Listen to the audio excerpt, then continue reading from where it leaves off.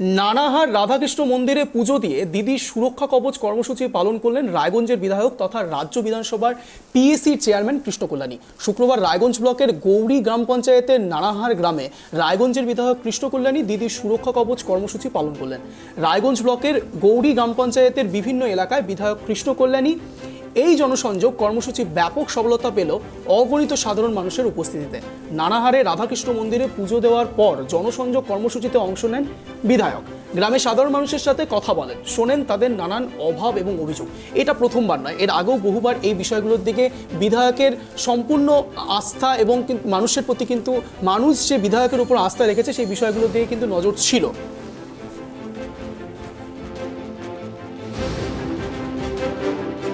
আজকে দেখুন আমাদের দিদির সুরক্ষা কবচ কর্মসূচি আপনারা যেমন জানেন আমার বিধানসভায় 5টি অঞ্চল আছে, 4টি ইতিমধ্যে আমরা কমপ্লিট করে ফেলেছিলাম। আজকে এই পঞ্চম গৌরী অঞ্চলে আমার দিদির সুরক্ষা কবচ কর্মসূচি আমরা পালিত করছি। পঞ্চায়েত নির্বাচন সামনে এই যে দিদি কর্মসূচি, এতে তো অনেক মানুষ দেখছি সাড়া পেয়েছেন, কেমন সাড়া পাচ্ছেন? খুব ভালো সাড়া পাচ্ছি। আজকে দেখুন রমজান মাসের আজকে জুম্মাবার শুক্রবার, তাতেও লোকজন আসছে, আমাদের পাশে আছে, সাথে আছে, আমাদের কথা শুনছে।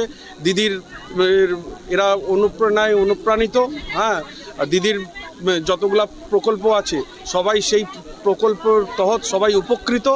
সেই জন্য এদের একটাই বক্তব্য আছে, আমরা দিদি ছাড়া কিছু বুঝি না।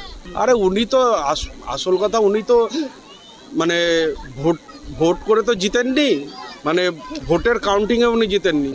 কাউন্টিংয়ের সময় লোডশেডিং হয়েছিল, তার জন্যই উনি জিতেছেন, সেই জন্য লোডশেডিং সে আজকে আপনি দেখুন, আমি আগেই বলেছি উত্তর দিনাজপুর শান্তপ্রিয় জেলা, আর উনার সন্ত্রাসবাদী রাজনীতি উত্তর দিনাজপুর দেখেছে। উনি 2017-তে পৌরসভায় করেছিলেন, 2018-তে পঞ্চায়েতে করেছেন। তার জবাবটা এবার জনবাসী তার ব্যালট বক্সে দিবে, সেটা আপনারা দেখতে পারবেন। চারদিকে তৃণমূলের জয় জয়কার হবে আর বিজেপির ধূলিসাৎ হয়ে যাবে।